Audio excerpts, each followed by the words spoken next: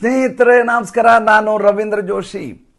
ಒಂದು ಭಿನ್ನವಾದಂಥ ವಿಷಯದೊಂದಿಗೆ ಇವತ್ತು ತಮ್ಮೆದುರಿಗೆ ನಾನು ಕೂತಿದ್ದೇನೆ. ಈ ಸಂದರ್ಭದಲ್ಲಿ ಚಿನ್ನವನ್ನು ಖರೀದಿಸಬೇಕಾ ಬೇಡವಾ, ಇದು ಯೋಗ್ಯ ಸಮಯವಾ, ಈಗ ಇರುವಂಥ ಮಾರುಕಟ್ಟೆಯ ದರ ಸ್ಥಿರವಾಗಿರುತ್ತಾ ಅಥವಾ ಬೀಳತ್ತಾ, ಬಿದ್ದರೆ ಎಷ್ಟು ಬೀಳಬಹುದು, ಏರಿದರೆ ಎಷ್ಟು ಏರಬಹುದು, ಇದರ ಕುರಿತಾಗಿ ಒಂದಷ್ಟು ಮಾಹಿತಿಯನ್ನು ಕೊಡೋಣ ಅಂತ ನಮ್ಮ ಸೋದರಿಯರಿಗೆ ಮಾತರಿಗೋಸ್ಕರ ಈ ಸಂಚಿಕೆಯನ್ನು ಮಾಡ್ತಾ ಇರೋದು. ಮೊದಲನೇದಾಗಿ ಇವತ್ತಿನ ಚಿನ್ನದ ದರವನ್ನು ಹೇಳ್ತಾ ಇದ್ದೀನಿ ನಾನು. ಇವತ್ತು 22 ಕ್ಯಾರೆಟ್ ಬಂಗಾರ ಏನಿದೆ ಅದರ ರೇಟು 13,550 ರೂಪಾಯಿ ಇದೆ ಪರ್ ಗ್ರಾಮ್ಗೆ. 24 ಕ್ಯಾರೆಟ್ದು 14,228 ರೂಪಾಯಿ ಇದೆ. ನಾವು ಆಭರಣ ಚಿನ್ನವನ್ನೇ ಯಾವಾಗಲೂ ಲೆಕ್ಕಕ್ಕೆ ಹಿಡಿಯೋದ್ರಿಂದ ಅದು 13,500 ಅಂತ ಇಟ್ಕೊಳ್ಳೋಣ. ಅಂದರೆ 1,35,000 ರೂಪಾಯಿ 10 ಗ್ರಾಮ್ಗೆ ಒಂದು ತೊಲಾಗಿ. ಇದು ಇವತ್ತಿರುವಂಥ ದರ. ಇತ್ತೀಚಿನ ದಿನಗಳಲ್ಲಿ ಕಂಡಂಥ ಇಳಿತ ಇದು. ಒಂದು ಸಂದರ್ಭ ಇತ್ತು, ನವಂಬರಿಂದ 2025 ನವಂಬರಿಂದ ಮಾರ್ಚ್ವರೆಗೂ, ಅಂದರೆ ಯುದ್ಧ ಶುರುವಾಗುವ ಹಂತದವರೆಗೂ ಚಿನ್ನದ ದರದಲ್ಲಿ ಇನ್ನಿಲ್ಲದ ಹಾಗೆ ಜಿಗಿತವನ್ನು ನಾವು ಕಂಡ್ವಿ, ನೆಗೆತವನ್ನು ನಾವು ಕಂಡ್ವಿ. ಇದ್ದಕ್ಕಿದ್ದ ಹಾಗೆ ಪ್ರತಿ ದಿವಸ ತುಂಬ ಫ್ಲಕ್ಚುಯೇಷನ್ ಇರ್ತಿತ್ತು, ಏರುಗತಿಯಲ್ಲೇ ಮಾರುಕಟ್ಟೆ ಇರ್ತಾ ಇತ್ತು, ಚಿನ್ನದ ರೇಟ್ ಪ್ರತಿ ದಿವಸ ಏರ್ತಾ ಇತ್ತು. ಫೆಬ್ರವರಿ 28ಕ್ಕೆ ಯುದ್ಧ ಶುರುವಾಗತ್ತೆ. ಮೊದಲೇದಾಗಿ ಯುದ್ಧದ ಬಗ್ಗೆ ಒಂದು ವಿಷಯವನ್ನು ನಾವು ತಿಳ್ಕೊಬೇಕು. ಏನಂತಂದರೆ, ಅಮೆರಿಕ ಯಾವತ್ತೂ ಯುದ್ಧವನ್ನು ಗೆಲ್ಲಲಿಕ್ಕೆ ಮಾಡೋದಿಲ್ಲ. ಅದು ಯುದ್ಧವನ್ನು ಮಾಡೋದು ಜಗತ್ತು ತನ್ನ ಕಡೆ ಆಕರ್ಷಿತಗೊಳ್ಳಿ ಮತ್ತು ಡಾಲರ್ನ ಬೆಲೆಯನ್ನು ಸ್ಥಿರಗೊಳಿಸಲಿಕ್ಕೋಸ್ಕರ ಮತ್ತು ಡಾಲರ್ಗೆ ಬೇಡಿಕೆ ಬರಲಿಕ್ಕೋಸ್ಕರ ಅದು ಯುದ್ಧವನ್ನು ಮಾಡುತ್ತದೆ ಮತ್ತು ತನ್ನ ಆರ್ಥಿಕತೆಯನ್ನು ಹೇಗಾದರೂ ಮಾಡಿ ಸರಿಪಡಿಸಿಕೊಳ್ಳಲಿಕ್ಕೆ ಪ್ರಯತ್ನ ಮಾಡುತ್ತೆ. ತನ್ನ ಮುಗ್ಗಟ್ಟಿನ ಹೊಡೆತದಿಂದ ಬಚಾವಾಗಲಿಕ್ಕೆ ಯುದ್ಧವನ್ನು ಮಾಡುತ್ತದೆ. ಈ ಬಾರಿ ಯುದ್ಧದಲ್ಲಿ ಲಾಭ ಆಗಿದ್ದು ಇಬ್ಬರಿಗೆ.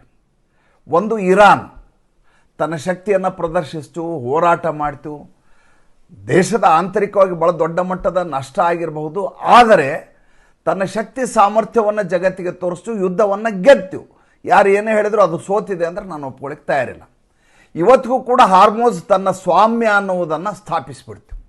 ಇಲ್ಲಿವರೆಗೂ ಯಾವುದು ಅಂತಾರಾಷ್ಟ್ರೀಯ ವಾಟರ್, ಇಂಟರ್ನ್ಯಾಷನಲ್ ವಾಟರ್ ಅಂತ ಯಾವುದು ಕರಿತಿದ್ವೋ, ಈಗ ನಮ್ಮ ಸ್ವಾಮ್ಯ ಅದು ಅನ್ನುವುದನ್ನು ಅದು ಪ್ರತಿಪಾದಿಸ್ತು, ಬಹಳಷ್ಟು ಮಟ್ಟಿಗೆ ಅದನ್ನು ಸಾಧಿಸಿ ತೋರಿಸ್ತು. ಇವತ್ತು 15 ಹಡಗುಗಳು ಭಾರತಕ್ಕೆ ಬಂದು. ಎಂಥ ಸಂತೋಷ, ಎಂಥ ಸಮಾಧಾನ ಅಂತಂದರೆ, ಈ ರೀತಿ ಬರಲಿಕ್ಕೆ ಸಾಧ್ಯ ಇಲ್ಲ ಅನ್ನುವಂಥ ಸ್ಥಿತಿಯಲ್ಲಿ ಜಗತ್ತು ತೀರಾ ಸಂಕಷ್ಟಕ್ಕೆ ಒಳಗಾದಂಥ ಸಂದರ್ಭ ಅದು. ಎರಡನೇದಾಗಿ ಅಮೇರಿಕ ಗೆತ್ತು. ಅಮೇರಿಕ ಸೋತ್ಯು ಅನ್ನೋಕ್ಕಿಂತ ಗೆತ್ತು ಅಂತ ಹೇಳ್ಬೋದು. ಇದು ಮಾನಭಂಗ ಆಗಿರ್ಬೋದು, ಮುಜುಗರ ಆಗಿರ್ಬೋದು, ಅಂತಾರಾಷ್ಟ್ರೀಯವಾಗಿ ನ್ಯಾಟೋ ದೇಶಗಳು ಇದರ ಜೊತೆ ನಿಲ್ಲಾರದೆ ಏಕಾಂಗಿ ಆಗಿರಬಹುದು. ಆದರೆ ತನ್ನ ಡಾಲರನ್ನು ವಾಪಸ್, ತನ್ನ ಬೇಡಿಕೆಯನ್ನು ತರಿಸಿಕೊಳ್ಳುವುದರಲ್ಲಿ ಅದು ಯಶಸ್ವಿ ಆಯಿತು. ಒಂದು ವಿಷಯವನ್ನು ನಾವು ತುಂಬ ಚೆನ್ನಾಗಿ ನೆನ್ಪಿಡ್ಬೇಕೇನಪ್ಪ ಅಂತಂದರೆ, ಯಾವಾಗ ಡಾಲರ್ ರೇಟ್ ಏರತ್ತೋ ಆವಾಗ ಚಿನ್ನದ ದರ ಕುಸಿಯತ್ತೆ. ಯಾವಾಗ ಡಾಲರ್ ಕೆಳಗಡೆ ಬೀಳಲಿಕ್ಕೆ ಶುರು ಆಗುತ್ತೋ ಜಗತ್ತು ಚಿನ್ನದ ಕಡೆ ಆಕರ್ಷಿತಗೊಳ್ಳುತ್ತೆ. ಭಾರತದ ಮಟ್ಟಿಗೆ ಚಿನ್ನ ಅನ್ನೋದು ಒಂದು ಭಾವನಾತ್ಮಕ ಅಂಶ. ಚಿನ್ನ ಎನ್ನುವುದು ಒಂದು ಆಪಧನ. ಚಿನ್ನ ಎನ್ನುವುದು ನಮ್ಮನ್ನು ಬದುಕಿಸಬಲ್ಲಂಥ ಸುವರ್ಣವಾದಂಥ ವಸ್ತು ಅಂತ ನಾವು ಭಾವಿಸ್ತೇವೆ. ಇದು ನಮ್ಮ ಪ್ರತಿಷ್ಠೆಯ ಸಂಕೇತವೂ ಹೌದು, ಸಂದರ್ಭ ಬಂದಾಗ ನಮಗೆ ಸಂಕಷ್ಟವನ್ನು ನಿವಾರಣೆ ಮಾಡುವಂಥ ವಸ್ತುವೂ ಹೌದು. ಹೀಗಾಗಿ ಜಗತ್ತಿನಲ್ಲಿ ಭಾರತದಲ್ಲಿ ಹಳದಿ ಲೋಹಕ್ಕೆ ವಿಶೇಷವಾದಂಥ ಆದ್ಯತೆ ಇರುತ್ತೆ. ಭಾರತೀಯರು ಯಾವಾಗಲೂ ಭೌತಿಕವಾದ ವಸ್ತುಗಳ ಬಗ್ಗೆ ಬಹಳಷ್ಟು ಆಸಕ್ತಿಯನ್ನು ತೋರಿಸ್ತಾರೆ. ಅವ್ರಿಗೆ ಕ್ರಿಪ್ಟೋ ಕರೆನ್ಸಿ ಅಂದರೆ ಒಪ್ಪಿಗೆ ಆಗೋದಿಲ್ಲ. ಅದೆಲ್ಲೋ ಗಾಳಿಯಲ್ಲಿರುತ್ತೆ, ಯಾವುದೋ ಸಿಸ್ಟಮ್ನಲ್ಲಿ ಕಾಣುತ್ತೆ, ನಾವನ್ನು ಒಪ್ಕೊಳ್ಳೋದಿಲ್ಲ ಅಂತಾರೆ. ಕ್ರಿಪ್ಟೋ ಕರೆನ್ಸಿ ಇವತ್ತು ಡೊನಾಲ್ಡ್ ಟ್ರಂಪ್ನ ಹೆಂಡತಿ ಶುರು ಮಾಡ್ತೀನಿ ಅಂತ ಹೇಳ್ತಾರೆ. ನಾಳೆ ಇನ್ನೊಬ್ಬ ಅಧ್ಯಕ್ಷ ಬರ್ತಾನೆ, ಆತ ನಮ್ಮದು ಕ್ರಿಪ್ಟೋ ಕರೆನ್ಸಿ ಅಂತಾರೆ. ಅದರ ಖಚಿತತೆಯ ಬಗ್ಗೆ, ಶಾಶ್ವತವಾಗಿ ಅದಿರುತ್ತೆ ಅನ್ನೋದನ್ನು ನಾವು ನಂಬೋದಿಲ್ಲ. ನಾವು ನಂಬೋದು ಎರಡೇ ಎರಡು. ಒಂದು ಚಿನ್ನ, ಆಪಧನ. ಎರಡನೇದು ಜಮೀನು, ರಿಯಲ್ ಎಸ್ಟೇಟ್, ಭೂಮಿ ಮತ್ತು ಚಿನ್ನವನ್ನು ನಂಬಿಕೊಂಡು ಭಾರತದ ಆರ್ಥಿಕತೆ, ಭಾರತದ ಮಧ್ಯಮವರ್ಗೀಯರು, ಭಾರತದ ಶ್ರೀಮಂತರು ಎಲ್ಲರೂ ನಿರ್ಭರಗೊಂಡಿರ್ತಾರೆ. ಜಗತ್ತಿನಲ್ಲಿ ನಮ್ಮದು ಭಾರತ ದೇಶ ಹೇಗಿದೆ ಅಂದರೆ, ನಮ್ಮದು ನೆಟ್ ಇಂಪೋರ್ಟಿಂಗ್ ನೇಷನ್ ಅಂತ ನಮ್ಮದು ಕರೀತಾರೆ. ನಾವು ಇಂಪೋರ್ಟಿಂಗ್ ನೇಷನ್. ನಾವು ಬಹಳಷ್ಟು ವಸ್ತುಗಳನ್ನ ನಾವು ಆಮದು. ಉದಾಹರಣೆಗೆ ಚಿನ್ನ, ನಾವು ಗಣಿಯಿಂದ ತೆಗೆದು ಭಾರತದ ಬೇಡಿಕೆಯನ್ನು ನೀಗಿಸಲಿಕ್ಕೆ ಸಾಧ್ಯ ಇಲ್ಲ. ಹೀಗಾಗಿ ನಾವು ಅದನ್ನ ಆಮದು ಮಾಡ್ಕೋತೀವಿ. ನಮ್ಮ ಭಾರತದ ಎಕಾನಮಿ, ನಾವು ನೋಟನ್ನು ಪ್ರಿಂಟ್ ಮಾಡೋದು, ಅದರ ಅನುಪಾತದಲ್ಲಿರುತ್ತೆ. ನಮ್ಮ ರಿಸರ್ವ್ ಬ್ಯಾಂಕ್ನಲ್ಲಿ ಎಷ್ಟು ಚಿನ್ನ ಇದೆಯೋ ಅದಕ್ಕೆ ಅನುಗುಣವಾಗಿ ನಾವು ಭಾರತದ ಕರೆನ್ಸಿಯನ್ನು, ನೋಟ್ಗಳನ್ನು ಪ್ರಿಂಟ್ ಮಾಡ್ತೀವಿ. ಏಕೆಂದರೆ ಹಣದುಬ್ಬರ ಆಗಬಾರ್ದು ಅನ್ನೋಂಥ ಕಾರಣಕ್ಕೋಸ್ಕರ. ಹಾಗೆ ಅಮೇರಿಕ ಹಾಗಿಲ್ಲ, ಅಲ್ಲಿ ಪೇಪರ್ ಕರೆನ್ಸಿ. ಅಲ್ಲಿ ನಿಕ್ಸನ್ ಬಂದ ಮೇಲೆ ಏನು ಮಾಡಿದರು ಅಂತಂದರೆ, ಅವರು ದೇಶದ ಅಗತ್ಯತೆಗೆ ಅನುಗುಣವಾಗಿ ಅವ್ರು ನೋಟನ್ನು ಪ್ರಿಂಟ್ ಮಾಡುವಂಥ ಒಂದು ಪೇಪರ್ ಕರೆನ್ಸಿಯ ಒಂದು ಹೊಸ ಆರ್ಥಿಕತೆಯನ್ನು ಶುರು ಮಾಡಿದರು. ಅದನ್ನು ನಂಬಿಕೊಂಡು ಜಗತ್ತು ಇವತ್ತಿಗೂ ಇದೆ. ಅದ್ರ ಬಗ್ಗೆ ನಂಗೆ ಭಾಳ ದೊಡ್ಡ ಅಚ್ಚರಿ ಇದೆ. ನಾನೊಬ್ಬ ಎಕನಾಮಿಸ್ಟ್ ಅಲ್ಲದೆ ಇರೋದ್ರಿಂದ ಅದ್ರ ಬಗ್ಗೆ ಈಗ ನಾನು ಚರ್ಚೆ ಮಾಡೋದಿಲ್ಲ. ನನಗೆ ಗೊತ್ತಿರುವ ಮಾಹಿತಿಯ ಪ್ರಕಾರ ನಾನು ಇವತ್ತಿನ ಮಾರುಕಟ್ಟೆ ನಾನು ಅಧ್ಯಯನ ಮಾಡಿರೋ ಪ್ರಕಾರ ತಮ್ಮೆದುರಿಗೆ ಸಾದರಪಡಿಸ್ತಾ ಇದ್ದೇನೆ. ಅಮೇರಿಕೆಯ ವ್ಯವಸ್ಥೆ ಹೇಗಿದೆ? ಅಮೇರಿಕೆಯಲ್ಲಿ ಇವತ್ತಿನ ದಿವಸ ನ್ಯಾಚುರಲ್ ಗ್ಯಾಸ್, ಅವರೇನು ಪೆಟ್ರೋಲ್ ಬಂಕ್ ಗ್ಯಾಸ್ ಸ್ಟೇಷನ್ಸ್ ಅಂತಾರೋ, $3.5 ಇದ್ದದ್ದು ಪರ್ ಗ್ಯಾಲನ್. ಅಲ್ಲಿ ಗ್ಯಾಲನ್ ಲೆಕ್ಕದಲ್ಲಿ, ನಾವು ಹೆಂಗೆ ಲೀಟರ್ ಲೆಕ್ಕದಲ್ಲಿ ಹಾಕ್ತೇವೆ ಹಂಗೆ ಅವ್ರು ಗ್ಯಾಲನಲ್ಲಿ ಹಾಕ್ತಾರೆ. 3.5 ಇದ್ದದ್ದು ಇವತ್ತು $7 ಪರ್ ಗ್ಯಾಲನ್ ಆಗಿದೆ. $3.5 ಪರ್ ಗ್ಯಾಲನ್ ಇತ್ತು. 70% ಏರಿದೆ. ಎರಡನೇದ್ದು, ಅಲ್ಲಿ ಏನು ಮಾಡ್ತಾರೆ ಅಂತಂದರೆ, ಯಾರು ಮನೆ ಬಾಡಿಗೆ ತೆಗೆದುಕೊಳ್ಳೋದಕ್ಕಿಂತ ಖರೀದಿಯಲ್ಲಿ ಅಲ್ಲಿಯ ಜನ ಹೆಚ್ಚು ಆಸಕ್ತಿಯನ್ನು ತೋರಿಸ್ತಾರೆ. ಮನೆ ಬಾಡಿಗೆ ಕೊಡೋದಕ್ಕಿಂತ ಖರೀದಿ ಮಾಡಿಬಿಡೋಣ. ಯಾಕೆ ಅಂತಂದರೆ ಅಲ್ಲಿ ಸಿಸ್ಟಮ್ ಹೆಂಗಿದ್ರೆ, ಫೆನ್ನಿ ಮ್ಯಾಕ್ಡೋ ಮಾರ್ಟ್ಗೇಜ್ ಕಂಪ್ನಿಗಳೇನಿದಾವೆ ಆ ಕಂಪ್ನಿಗಳು ಈ ಮನೆಯ ಇನ್ಶೂರೆನ್ಸನ್ನು ನೋಡ್ಕೋತವೆ, ಇಂಟ್ರೆಸ್ಟನ್ನು. ಅಲ್ಲಿ EMI ಕಟ್ಟಬೇಕಾದಾಗತ್ತೆ ಇರೋದಿಲ್ಲ, ಇಂಟ್ರೆಸ್ಟ್ ಕಟ್ಟಿದರೆ ಸಾಕು. ಈಗ ಸ್ಥಿತಿ ಹೇಗಿದೆ ಅಂದರೆ, ಇನ್ಫ್ಲೇಷನ್ ಯಾವ ರೀತಿ ಏರಿದೆ ಅಲ್ಲಿ ಅಮೆರಿಕೆಯಲ್ಲಿ ಅಂತಂದರೆ, ಸರಿದೂಗಿಸಲಿಕ್ಕೆ ಆಗಲಾರದ ಸ್ಥಿತಿಗೆ ಅಲ್ಲಿ ಆರ್ಥಿಕತೆ ಹೊರಟೋಗಿದೆ. ಯಾವ ಅಮೇರಿಕೆಯ ನಿವಾಸಿ, ಭಾರತೀಯನೇ ಇರ್ಬೋದು, ಅಲ್ಲಿರುವಂಥ ವ್ಯಕ್ತಿ ಇರ್ಬೋದು, $12,250 $1,800 ಕಟ್ತಾ ಇದ್ರು, ಅವರು ಇನ್ನು ಮುಂದೆ ಎಷ್ಟು ಕಟ್ಟಬೇಕಾಗುತ್ತೆ? $2,500 $3,000 ಕಟ್ಟಬೇಕಾಗತ್ತೆ. $5,00,000 ಒಂದು ಮನೆಯನ್ನು ಕೊಂಡುಕೊಂಡಿದ್ರೆ ಅದು ಸರಿದೂಗಿಸಲಿಕ್ಕೆ ಆಗಲಾರದ ವಿಚಾರ. ಹಾಗಾದರೆ ಏನಾಗತ್ತೆ? ಕಾಲಾಂತರದಲ್ಲಿ ಸುಮಾರು 6 ತಿಂಗಳ ಒಳಗಡೆ ಅಲ್ಲಿ ಸ್ಟಾಕ್ ಮಾರ್ಕೆಟ್ ಇದೆಯಲ್ಲ, ಆ ಸ್ಟಾಕ್ ಮಾರ್ಕೆಟು ಇನ್ನಿಲ್ಲದ ಹಾಗೆ ಕುಸಿತವನ್ನು ಕಾಣುತ್ತೆ. ಯಾವ ಮಟ್ಟಿಗೆ ಕುಸಿತ ಕಾಣುತ್ತೆ ಅಂತಂದರೆ, ರಿಸೆಷನ್ ಒಂದು ಕಡೆ ಇಟ್ಬಿಡಿ, ಅಲ್ಲಿಯ ಇಂಟ್ರೆಸ್ಟ್ ರೇಟು ದಿಕ್ಕಾಪಾಲಾಗಿ ಹೋಗುತ್ತೆ.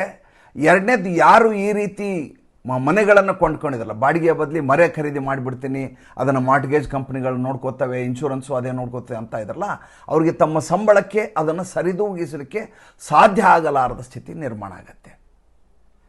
ಇದನ್ನು ಯಾಕೆ ಹೇಳ್ತಾ ಇದ್ದೀನಿ? ಇದೆಲ್ಲದರ ಮೇಲೆ ಭಾರತದ ಚಿನ್ನದ ದರ ತೀರ್ಮಾನ ಆಗತ್ತೆ. ಹಾಗಾದರೆ ಭಾರತದಲ್ಲಿ ಚಿನ್ನದ, ಈಗ ನೋಡಿ, ಈ ನಮ್ಮ ದೇಶದ ಒಂದು ಆರ್ಥಿಕತೆಯನ್ನು ಸ್ವಲ್ಪ ಮಧ್ಯಮ ವರ್ಗೀಯರ ಬಗ್ಗೆ, ಜಗತ್ತಿನ ಎಲ್ಲ ದೇಶಗಳು ಕೂಡ ಆ ದೇಶದ ಬಡವರ ಬಗ್ಗೆಯೇ ಮಾತಾಡ್ತವೆ ವಿನಃ ಆ ದೇಶದ ಮಧ್ಯಮ ವರ್ಗೀಯರ ಬಗ್ಗೆ ಯಾವ ದೇಶನೂ ಮಾತಾಡೋದಿಲ್ಲ. ಭಾರತ ಕೂಡ ಇದಕ್ಕೆ ಹೊರತಾಗಿಲ್ಲ. ಭಾರತದಲ್ಲಿ ಮಧ್ಯಮ ವರ್ಗೀಯರು ಇರೋದು ಕೇವಲ ಮತ್ತು ಕೇವಲ ಟ್ಯಾಕ್ಸ್ ಕಟ್ಟಲಿಕ್ಕೆ ಮಾತ್ರ. ಇವರು ಭಯಸ್ಥರು, ಕಾನೂನುಬದ್ಧವಾಗಿರೋರು, ಎಲ್ಲವನ್ನೂ ಕೂಡ ವೈಟ್ ಮನಿನಲ್ಲಿ ವ್ಯವಹಾರ ಮಾಡೋರು, ಬ್ಲ್ಯಾಕ್ ದಂಧೆಗೆ ಹೆದರುವವರು, ದೇಶದ ಆರ್ಥಿಕತೆಗೆ ಅತಿ ದೊಡ್ಡದಾದ ಕೊಡುಗೆ ಕೊಡೋರು ಈ ದೇಶದ ಮಧ್ಯಮ ವರ್ಗೀಯರು. ಮಧ್ಯಮ ವರ್ಗೀಯರ ಸ್ಥಿತಿ ಈ ದೇಶದಲ್ಲಿ ಹೆಂಗಿದೆ? ಉದಾಹರಣೆಗೆ ಟೆಕ್ನೋಕ್ರಾಟ್ಸ್ನ ತಗೋಣ. ನಮ್ಮ ಮಕ್ಕಳು ನಾವು ಸಾಫ್ಟ್ವೇರ್ ಇಂಜಿನಿಯರ್ ಮಾಡ್ತಾ ಇದ್ದೀವಿ. ಈ ಮಿಡ್ಲ್ ಕ್ಲಾಸ್ ಅಂತಿದೆಯಲ್ಲ, ಈ ಪ್ಯಾಕೇಜ್ ಹೆಂಗಿದೆ? ಈಗ ಕಾಲೇಜುಗಳಿಗೆ ಕ್ಯಾಂಪಸ್ ಇಂಟರ್ವ್ಯೂಗೆ ಅಂತ ಹೋಗ್ತಾರೆ. ಆಫರ್ ಎಷ್ಟು ಕೊಡ್ತಾ ಇದ್ದಾರೆ? ಕಳೆದ 7 ವರ್ಷಗಳಿಂದ ಇಲ್ಲಿವರೆಗೂ 3.5 6 ಲಕ್ಷದವರೆಗೂ ಆಫರ್ ಕೊಡ್ತಾರೆ. ಅಂದರೆ ತಿಂಗಳಿಗೆ ಒಂದು 30,000 ಸಂಬಳ, ಇಲ್ಲ 50,000 55,000 ಸಂಬಳದ ರೇಂಜ್ನಲ್ಲಿ ಇದೆ. ಅದು 3.5 per annum 3.5 lakhs to 6 lakhs, 3.5 ಲಕ್ಷದಿಂದ 6 ಲಕ್ಷದವರೆಗೂ. ಅಲ್ಲಿಗೆ ಒಂದು 50,000 ಆತನ ಸಂಬಳ ಅಂತ ತಿಳ್ಕೊಳ್ಳಿ. ಇದು ಕಳೆದ 7-8 ವರ್ಷಗಳಿಂದ ಹಾಗೇ ಇದೆ. ಆದರೆ ನಮ್ಮ ರೂಪಾಯಿಯ ಮೌಲ್ಯ ಕುಸಿಯುತ್ತಿದೆ, ಹಣದುಬ್ಬರ ಹೆಚ್ಚಾಗಿದೆ, ನಮ್ಮ ಬೇಡಿಕೆಗಳಿಗೆ ನಮ್ಮ ಅಗತ್ಯಗಳಿಗೆ ತಕ್ಕ ಹಾಗೆ ನಮ್ಮ ವರಮಾನ ಬರ್ತಾ ಇಲ್ಲ. ಇನ್ನು ಹೈಯರ್ ಬ್ರ್ಯಾಕೆಟ್ ಅಂತಿದೆಯಲ್ಲ, 35 lakhs ಆ್ಯಂಡ್ ಅಬೋವ್ ತೊಗೊಳ್ಳೋವಂಥ, ಏನಾಗಿದೆ ನಮ್ಮಲ್ಲಿ ಸಾಫ್ಟ್ವೇರ್ ಇಂಜಿನಿಯರ್ ಅಂದ್ಕೊಳ್ಳೋ ಸಂಬಳ ತಿಂಗಳಿಗೆ 5 ಲಕ್ಷ ಅಂತ ಎಲ್ಲರೂ ಬ್ಲ್ಯಾಂಕಾಗಿ ಆಲೋಚನೆ ಮಾಡ್ತಾರೆ. ನಿಮಗೇನ್ರಿ ನಿಮ್ಮ ಮಗ ಸಾಫ್ಟ್ವೇರ್ ಇಂಜಿನಿಯರು? 3% ಮಾತ್ರ ಆ ರೀತಿಯ ಪ್ಯಾಕೇಜ್ ತೊಗೊಳ್ಳೋರು. 35 lakhs and above per annum, ಅಂದರೆ ತಿಂಗಳಿಗೆ 3 ಲಕ್ಷ ಮತ್ತು ಅದಕ್ಕಿಂತ ಹೆಚ್ಚಿನ ಸಂಬಳ ತೆಗೆದುಕೊಳ್ಳುವವರ ಸಂಖ್ಯೆ ಕೇವಲ ಮತ್ತು ಕೇವಲ 3%ಗಿಂತ ಜಾಸ್ತಿ ಅವರಿಲ್ಲ. ಈ ಜನ ಇದಾರಲ್ಲ, ಈ ಜನರ ಬೇಡಿಕೆಗಳು ಜಾಸ್ತಿ ಇದ್ದಾವೆ, ಮಧ್ಯಮ ವರ್ಗೀಯರ ಬೇಡಿಕೆಗಳು. ಅದಕ್ಕನುಗುಣವಾಗಿ ನಮ್ಮಲ್ಲಿ ಆರ್ಥಿಕತೆ ಇಲ್ಲ. ಅಂದರೆ ನಮ್ಮ ಆಮದನಿ ಇಲ್ಲ, ಇನ್ಕಮ್ ಇಲ್ಲ. ಅವಾಗೇನಾಗತ್ತೆ, ಇದ್ದಂಥ ಚಿನ್ನವನ್ನು ಅಡವಿಡಬೇಕಾಗತ್ತೆ ಅಥವಾ ಚಿನ್ನವನ್ನು ಖರೀದಿ ಮಾಡಲಿಕ್ಕೆ ಕಷ್ಟ ಆಗುತ್ತೆ. ದರದ ಮೇಲೆ ನಮ್ಮ ಬದುಕು ನಡೀತಾ ಇರ್ತದೆ. ಅವರಿಗೆ 10,000 ರೂಪಾಯಿ ಚಿನ್ನದ ರೇಟ್ ಜಾಸ್ತಿ ಆದರೆ ಭಾಳ ದೊಡ್ಡ ಮಟ್ಟ ಅನಿಸ್ಬಿಡುತ್ತೆ. ನಾನು ಚಿನ್ನಕ್ಕನುಗುಣವಾಗಿ ಎಲ್ಲವನ್ನು ಮಾತಾಡ್ತಾ ಇದ್ದೀನಿ. ಉಳಿದ ಬೆಲೆ ಏರಿಕೆ, ಪೆಟ್ರೋಲ್ ರೇಟು, ನರೇಂದ್ರ ಮೋದಿ ಅದೆಲ್ಲ ಬಿಟ್ಟುಬಿಡಿ. ಆರ್ಥಿಕತೆ ಸ್ಪಷ್ಟವಾಗಿ ಕೇವಲ ಆರ್ಥಿಕತೆಯ ಬಗ್ಗೆ ಮಾತಾಡೋಣ. ಹಾಗಾದರೆ ಒಂದು ಸಲ ಅಮೇರಿಕೆಯ ಸ್ಟಾಕ್ ಮಾರ್ಕೆಟ್ 7ರಿಂದ 8 ತಿಂಗಳು ಅಂದರೆ by December January market crash ಆಗುತ್ತೆ. ಕ್ರ್ಯಾಶ್ ಆದ ತಕ್ಷಣ ಏನಾಗುತ್ತೆ? ಕ್ರ್ಯಾಶ್ ಆದ ತಕ್ಷಣ ಎಲ್ಲರೂ ಅಲ್ಲಿ ಲಿಕ್ವಿಡೇಟ್ ಮಾಡಲಿಕ್ಕೆ ಶುರು ಮಾಡ್ತಾರೆ, ಶೇರುಗಳನ್ನು ಮಾರಾಟ ಮಾಡಲಿಕ್ಕೆ ಶುರು, ಪ್ಯಾನಿಕ್ ಸೆಲ್ಲಿಂಗ್ ಶುರು ಆಗುತ್ತೆ. ಆ ದುಡ್ಡನ್ನು ಎಲ್ಲಿ ಹಾಕಬೇಕು? ಜಗತ್ತಿನೆಲ್ಲರೂ ಮತ್ತೆ ಚಿನ್ನದ ಕಡೆ ವಾಲ್ತಾರೆ, ಚಿನ್ನವನ್ನು ಖರೀದಿ ಮಾಡಲಿಕ್ಕೆ ಶುರು ಮಾಡ್ತಾರೆ. ಅಂದರೆ ಈಗ ಇರುವ ದರ ಇನ್ನಷ್ಟು ಸ್ವಲ್ಪ ಕೆಳಗಿಳಿಯುತ್ತೆ. ಎಲ್ಲಿವರೆಗೂ ಬರುತ್ತೆ ಅಂದರೆ 1,25,000 ರೂಪಾಯಿವರೆಗೂ ಇದು ಇನ್ನೂ ಕೆಳಗಿಳಿಯುವ ಎಲ್ಲ ಸಾಧ್ಯತೆಗಳು ಸ್ಪಷ್ಟವಾಗಿದ್ದಾವೆ. ಹಾಗೆ ಹೇಳಿದ್ರೆ ಅಚ್ಚರಿ ಪಡಲೇಬೇಕಾಗಿಲ್ಲ. ಆದರೆ ಇದು ಮುಂದೆ ಹೋಗಿ 1 ವರ್ಷದ ಅವಧಿಯಲ್ಲಿ 2.5 ಲಕ್ಷಕ್ಕೆ ಹೋದರೂ ನೀವು ಅಚ್ಚರಿ ಪಡಬೇಕಾಗಿಲ್ಲ.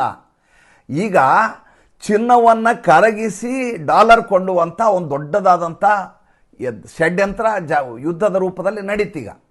ಎಲ್ಲರೂ ಫಾರಿನ್ ರಿಸರ್ವ್ ಕಾಪಾಡಿಕೊಳ್ಳಿಕ್ಕೆ ನೋಡಿದರು. ಭಾರತ ಅಮೇರಿಕೆಯಿಂದ LNGC ಎಲ್ಲನೂ ಖರೀದಿ ಮಾಡಲಿಕ್ಕೆ ಶುರು ಮಾಡ್ತು. ಅತಿ ಹೆಚ್ಚು ಪೆಟ್ರೋಲಿಯಂ ಉತ್ಪನ್ನಗಳನ್ನು ನಮಗೆ ಅಮೇರಿಕೆಯಿಂದ ಇಂಪೋರ್ಟ್ ಮಾಡ್ಕೋಬೇಕಾದ ಅನಿವಾರ್ಯತೆ ಬಂತು. ಚಿನ್ನವೂ ಕೂಡ ಆಮದಾಗುವ ವಸ್ತುವೆ. ಹೀಗೆಲ್ಲ ಇದ್ದು ತನ್ನ ಸ್ಥಿರತೆಯನ್ನು ಅಮೇರಿಕ ಕಾಪಾಡಿಕೊಳ್ತು. ಆದರೆ ಹಣದುಬ್ಬರವನ್ನು ಇಳಿಸ್ಲಿಕ್ಕೆ ಸಾಧ್ಯ. 2 ಫ್ಯಾಕ್ಟರ್ನಲ್ಲಿ ಫೇಲ್ ಆಗಿದ್ದಾರೆ ಅವರು. ಮೊನ್ನೆ ಜುಲೈ 4ಕ್ಕೆ ದೊಡ್ಡ ಭಾಷಣ ಮಾಡಿಬಿಟ್ಟ ಈತ ಡೊನಾಲ್ಡ್ ಟ್ರಂಪ್. ಏನಂತ? 250 ವರ್ಷ ಆಯಿತು ನಾವು ಸ್ವತಂತ್ರಗೊಂಡು, ದೇಶ ಅಲ್ಲಿ ಹೋಗ್ತಾ ಇದೆ, ಮಗ ಜಗತ್ತಿನ ಅತಿ ದೊಡ್ಡ ರಾಷ್ಟ್ರ ಅಂತ ದೊಡ್ಡ ಪೋಕಾಕಿ ಮಾತಾಡ್ದ. ಆದರೆ ವಾಸ್ತವವಾಗಿ ಅಲ್ಲಿರುವಂಥ ನಿರುದ್ಯೋಗ, ಅಲ್ಲಿರುವಂಥ ಹಣದುಬ್ಬರ ತೂಗಿಸ್ಲಿಕ್ಕೆ ಆಗ್ತಾ ಇಲ್ಲ. ಅಲ್ಲಿಯ ಜನರಿಗೆ ಜೀವಮಾನವನ್ನು ನಡೆಸಲಿಕ್ಕೆ ಭಾಳ ಕಷ್ಟ ಆಗ್ತಾಯಿದೆ. 70% ರೇಟ್ಗಳು ಏರಿದ್ದಾವೆ, ಸಂಬಳಗಳು ಏರಿಲ್ಲ, ಉದ್ಯೋಗಗಳೇ ಸೃಷ್ಟಿ ಆಗ್ತಾ ಇಲ್ಲ. ಒಂದು ದೊಡ್ಡ ಗೊಂದಲ ಜಗತ್ತಿನಲ್ಲಿ ನಿರ್ಮಾಣ ಆಗಿದೆ. ಅದೇನಪ್ಪ ಅಂದರೆ ಆರ್ಟಿಫಿಷಿಯಲ್ ಇಂಟೆಲಿಜೆನ್ಸ್ ಮೂಲಕ ಎಲ್ಲ ಕೆಲಸಗಳು ಹೊರಟು ಹೋಗ್ತವೆ, ಅದಕ್ಕೆ ಬೇಕಾದ ಪರಿಣತಿ ಇದ್ದವರು ಮಾತ್ರ ಉಳ್ಕೋತಾರೆ ಅನ್ನುವಂಥ ಒಂದು ದೊಡ್ಡದಾದಂಥ ಗೊಂದಲ ಜಗತ್ತಿನಲ್ಲಿ ನಿರ್ಮಾಣ ಆಗಿದೆ. ಅದು ಕೆಲವು ಕಡೆ ಫೇಲ್ ಆಗಿದೆ. ನಿನ್ನೆ ಮೆಟಾದವ್ರು ಹೇಳಿದರು, ನಾವು ವಾಪಸ್ ಎಲ್ಲರೂ ಕಿತ್ತಾಕಿದ್ವಿ, ಈಗ ನೋಡಿದರೆ ನಮ್ಮ ಕೆಲಸಗಳೇ ನಡೀತಾ ಇಲ್ಲ, ನಾವು ಮತ್ತೆ ವಾಪಸ್ ಜನರನ್ನು ಕರೆಸಬೇಕಾಗತ್ತೆ ಅಂತೇಳಿ. $500 ಬಿಲಿಯನ್ ಪರ್ ವರ್ಷ, ಪ್ರತಿ ವರ್ಷ ಆರ್ಟಿಫಿಷಿಯಲ್ ಇಂಟೆಲಿಜೆನ್ಸ್ ಮೇಲೆ ಇನ್ವೆಸ್ಟ್ಮೆಂಟ್ ಆಗ್ತಾ ಇದೆ ಅಮೆರಿಕಾದಲ್ಲಿ, ಅಂದರೆ ಜಾಗತಿಕ ಮಟ್ಟದಲ್ಲಿ. ಅಂದರೆ ಈಗ ಜಗತ್ತು ಸಂಪೂರ್ಣವಾಗಿ ಆಕರ್ಷಿತಗೊಂಡಿರೋದು ಆರ್ಟಿಫಿಷಿಯಲ್ ಇಂಟೆಲಿಜೆನ್ಸ್ ಮೇಲೆ. ಅದರ ಮೇಲೆ ಉದ್ಯೋಗ ಇರಬೇಕಾ ಇರಬಾರ್ದು ಅನ್ನೋ ತೀರ್ಮಾನ ಆಗುತ್ತೆ. ಯಾರು ಆರ್ಟಿಫಿಷಿಯಲ್ ಇಂಟೆಲಿಜೆನ್ಸ್ನಲ್ಲಿ ಪರಿಣತಿ ಹೊಂತಾರೋ ಅವ್ರಿಗೆ ಉದ್ಯೋಗ ಸೃಷ್ಟಿಯಾಗುತ್ತೆ, ಉಳಿದವರು ಉದ್ಯೋಗಗಳನ್ನ ಕಳೆದುಕೋತಾರೆ ಅನ್ನುವಂಥ ಭಯ ಇದೆ. ಹೀಗಾಗಿ ಎಲ್ಲ ಕಂಪನಿಗಳು ಏನು ಮಾಡ್ತಾ ಇದ್ದಾವೆ, ಹೊಸ ನೇಮಕಾತಿಯನ್ನು ಮಾಡ್ತಾ ಇಲ್ಲ, ಸ್ಥಗಿತಗೊಳಿಸಿದ್ದಾರೆ, ಸ್ಟೇಟಸ್ ಕೋನಲ್ಲಿದೆ. ಇದ್ದವರ ಸಂಬಳವನ್ನು ಜಾಸ್ತಿ ಮಾಡ್ತಾ ಇಲ್ಲ. ಅವರು ಈಗಾಗಲೇ ಮನೆಗಳನ್ನು ಕೊಂಡ್ಕೊಂಡಿದ್ದಾರೆ, ಕಾರ್ಗಳನ್ನು ಕೊಂಡ್ಕೊಂಡಿದ್ದಾರೆ, ಮಾರ್ಟ್ಗೇಜ್ ಮಾಡಿದ್ದಾರೆ, ಇಂಟ್ರೆಸ್ಟ್ ಕಟ್ತಾ ಇದ್ದಾರೆ. ಅಸಲು EMI ಪ್ರಶ್ನೆ ಇಲ್ಲ. ಒಂದು ಸ್ಟೇಟೆಡ್ ಇನ್ಕಮ್, ಅಮೇರಿಕಾದಲ್ಲಿ ಸ್ಟೇಟೆಡ್ ಇನ್ಕಮ್ ಅಂತಿದೆ. ನಮ್ಮಲ್ಲಿ ಹೆಂಗೆ ಎಲ್ಲ ನೀವು ಬ್ಯಾಲೆನ್ಸ್ ಶೀಟ್ ತೊಗೊಂಡೋಗು, ನಿನ್ನ ಹಳೆ ರೆಕಾರ್ಡ್ ಕೊಡು, ಏನಿಲ್ಲ. ನಿನ್ನ ಇನ್ಕಮ್ ಎಷ್ಟಿದೆ ಅಂತ ಹೇಳಿದ್ರೆ ಅದ್ರ ಮೇಲೆ ಸಾಲವನ್ನು ಕೊಡ್ತಾರೆ. ಒಂದು ವೇಳೆ ನಿಂಗೆ ಸಾಲವನ್ನು ಕಟ್ಟಲಿಕ್ಕಾಗದ್ರೆ ಇನ್ನೊಂದು ಬ್ಯಾಂಕ್ ಬಂದು ಟೇಕ್ ಓವರ್ ಮಾಡುತ್ತೆ, ಅದು ನಿನ್ನ ಸಾಲವನ್ನು, ನಿನ್ನ ಬಡ್ಡಿಯನ್ನು ಕಟ್ಟಿ ಆ ಮನೆಯ ಆಸ್ತಿಯನ್ನು ಅಡವಿಟ್ಟುಕೊಂಡು ಅದು ಸಾಲವನ್ನು ಕೊಡುತ್ತೆ. ಇದು ಅಮೇರಿಕೆಯ ಎಕಾನಮಿ. ನಮ್ಮಲ್ಲಿ ಇದು ಸಾಧ್ಯವೇ ಇಲ್ಲ, ಅದು ಬೇರೆ ವಿಚಾರ, ಅದ್ರ ಬಗ್ಗೆ ನಮಗೆ ಮಾತಾಡೋದು ಬೇಡ. ಆದ್ದರಿಂದ ಈಗಿರುವಂಥ ಮಿಡ್ಲ್ ಕ್ಲಾಸ್ ಬ್ರ್ಯಾಕೆಟ್ ಇದೆಯಲ್ಲ, ಅದು ನಿರಂತರವಾದ ಸಮಸ್ಯೆಯಲ್ಲಿ ನರಳೋದೆ. ನಮ್ಮಲ್ಲಿ ಏನಾಗಿದೆ ಅಂತಂದರೆ, ಚಿನ್ನವನ್ನು ಒಂದೋ ಲಾಕರ್ನಲ್ಲಿ ಇಡ್ತೀವಿ, ಚಿನ್ನವನ್ನು ಇಡಲಿಕ್ಕೆ ಬೇರೆ ಎಲ್ಲಿಯೂ ನಮಗೆ ನಂಬಿಕೆ ಇಲ್ಲ. ಲಾಕರ್ನಲ್ಲಿಟ್ಟರೂ ಕೂಡ ಡೂಪ್ಲಿಕೇಟ್ ಕೊಡ್ತಾರೆ ಅನ್ನುವಂಥ ದೊಡ್ಡದಾದಂಥ ಗೊಂದಲ ಕೆಲವು ದಿನಗಳ ಕಾಲ ಉಂಟಾಗಿತ್ತು ಭಾರತ ದೇಶದಲ್ಲಿ, ವಿಶೇಷವಾಗಿ ನಮ್ಮ ಕರ್ನಾಟಕದಲ್ಲೂ ಆಗಿತ್ತು. ಆದ ಸಂದರ್ಭದಲ್ಲಿ ಏನಾಯಿತು ಅಂದರೆ, ವ್ಯಾಪಾರಸ್ಥರು ಏನು ಮಾಡಲಿಕ್ಕೆ ಶುರು ಮಾಡಿದರು, ಗೋಲ್ಡನ್ನು ತೊಗೊಂಡೋಗಿ ಪ್ಲೆಜ್ ಮಾಡೋದು, ಅದರ ಮೇಲೆ ಓವರ್ ಡ್ರಾಫ್ಟನ್ನು ತೊಗೊಳ್ಳೋದು. ನಮ್ಮಲ್ಲಿ ಸಾಲವನ್ನು ಅತಿ ದೊಡ್ಡ ಉದ್ಯಮಿಗೆ ಕೊಡ್ತಾರೆ, ಇಲ್ಲ ಸಣ್ಣ ಹಿಡುವಳಿದಾರ ಕೊಡು. ಮಧ್ಯಮವರ್ಗೀಯ ಬಿಸ್ನೆಸ್ ಮ್ಯಾನಿಗೆ ಸಾಲವೇ ಸಿಗೋದಿಲ್ಲ. ಆತನ ಸಾಲದ ಅಗತ್ಯತೆ ಇದೆ. ಯಾವುದೋ ಒಂದು ಆರ್ಡರ್ ಬಂದಿದೆ, ನನಗೊಂದು 35-40 ಲಕ್ಷ ಬೇಕು, ತಕ್ಷಣದಲ್ಲಿ ಸ್ಯಾಂಕ್ಷನ್ ಆಗೋದಿಲ್ಲ. ಅವಾಗ ಗೋಲ್ಡನ್ನು ಅಡವಿಟ್ಟು ಓಡಿ ತೊಗೊಂಡು ಅದರಲ್ಲಿ ಸಾಲ ತೆಗೆದುಕೊಳ್ಳುವ ವ್ಯವಸ್ಥೆ ಇದೆ. ಹೀಗಾಗಿ ಗೋಲ್ಡ್ ಅನ್ನೋದು ಯಾವತ್ತಿದ್ರೂ ಕೂಡ ನಮಗೆ ಆಪದ್ಧನವೇ ಆಗಿರೋದರಿಂದ ಯಾವಾಗ ಚಿನ್ನವನ್ನು ಖರೀದಿ ಮಾಡಬೇಕು? ಎಲ್ಲರೂ ನಾವೇನು ಭಾವಿಸ್ತೀವಿ ಅಂದರೆ, ಚಿನ್ನ ಯಾವಾಗ ಮಾರ್ಕೆಟ್ ಬೀಳುತ್ತಲ್ಲ ಆವಾಗ ಚಿನ್ನವನ್ನು ಖರೀದಿ ಮಾಡಬೇಕು. ಕರೆಕ್ಟು. ಚಿನ್ನದ ರೇಟ್ ಬಿದ್ದಾಗ ಈಗ 135 ರೂಪಾಯಿ, 1,35,000 ಆಗಿದೆ. ಈಗ ಖರೀದಿ ಮಾಡಬೇಕು. ಯಾಕೆ ಇದು 158, 160ವರೆಗೆ ಹೋಗಿತ್ತು. ಖರೀದಿ ಮಾಡು. ರೇಟ್ ಏರಿದಾಗಲೂ ಖರೀದಿ ಮಾಡಬೇಕು. ಯಾಕೆ ಅಂದರೆ ಅದಕ್ಕಿಂತ ಜಾಸ್ತಿ ಆಗುವ ಸಾಧ್ಯತೆಗಳು ತುಂಬ ಜಾಸ್ತಿ ಇರ್ತವೆ. ಚಿನ್ನಕ್ಕೆ ಮಾತ್ರ ಆ ರೀತಿಯಾದಂಥ ಸೌಲಭ್ಯ ಇದೆ, ಚಿನ್ನಕ್ಕೆ ಮಾತ್ರ ಆ ರೀತಿಯ ಆಕರ್ಷಣೆ ಇದೆ, ಚಿನ್ನಕ್ಕೆ ಮಾತ್ರ ಆ ರೀತಿಯಾದಂಥ ಮೌಲ್ಯ ಇದೆ ಜಾಗತಿಕ ಮಟ್ಟದಲ್ಲಿ. ಜಗತ್ತಿನ ಎಲ್ಲ ರಾಷ್ಟ್ರಗಳಲ್ಲಿ ಅದಕ್ಕೆ ಅದರದೇ ಈ ಚಿನ್ನಕ್ಕೆ ಅದರದೇ ಆದಂಥ ಮೌಲ್ಯ ಇದೆ. ಹೀಗಾಗಿ ಚಿನ್ನ ಖರೀದಿ ಭಾರತೀಯರಿಗೆ ಯಾವತ್ತಿದ್ರೂ ಕೇವಲ ಭಾವನಾತ್ಮಕವಲ್ಲ, ಅಷ್ಟೇ ಅಲ್ಲ, ಅದು ಸ್ಥಿರತೆ ಕೂಡ. ಆದ್ದರಿಂದ ತಮ್ಮಲ್ಲಿದ್ದಾಗ 1 ಗ್ರಾಮ್ ತೊಗೊಳಿಕ್ಕಾದರೂ ಸಾಧ್ಯವಾದರೆ ತೆಗೆದುಕೊಳ್ಳಿ. ಏಕೆಂದರೆ ಮುಂದಿನ ವರ್ಷದ ಹೊತ್ತಿಗೆ ಅದು 2.5 ಲಕ್ಷಕ್ಕೆ ಹೋದರೆ ಅಚ್ಚರಿ ಪಡಬೇಡಿ. ಈ ಸಂಚಿಕೆಯನ್ನು ದಯವಿಟ್ಟು ಕಾಯ್ದಿರಿಸಿ ಸೇವ್ ಮಾಡಿ. ನಾನೂ ಗಮನಿಸ್ತೀನಿ, ನೀವು ಗಮನಿಸಿ. ನಮ್ಮ ಲೆಕ್ಕಾಚಾರ ಸರಿ ಇದ್ದರೆ ಮುಂದಿನ ನನ್ನ ದುಡ್ಡಿನ ಬಗ್ಗೆ ನಾನು ಮಾಡುವಂಥ ವಿಡಿಯೋವನ್ನು ಖಂಡಿತವಾಗಿ ನೀವು ಖಚಿತವಾಗಿ ನೋಡಿ ನಂಬಿಕೊಳ್ಳಬಹುದು. ನನಗಿರುವ ಪರಿಮಿತ ಜ್ಞಾನದಲ್ಲಿ ಹೇಳಿದಂಥ ಸಂಚಿಕೆ ಅಂತ ವಿನೀತವಾಗಿ ಹೇಳ್ತಾ ಇವತ್ತಿನ ಸಂಚಿಕೆ ಮುಗಿಸ್ತಾ ಇದ್ದೀನಿ. ನಮಸ್ಕಾರ.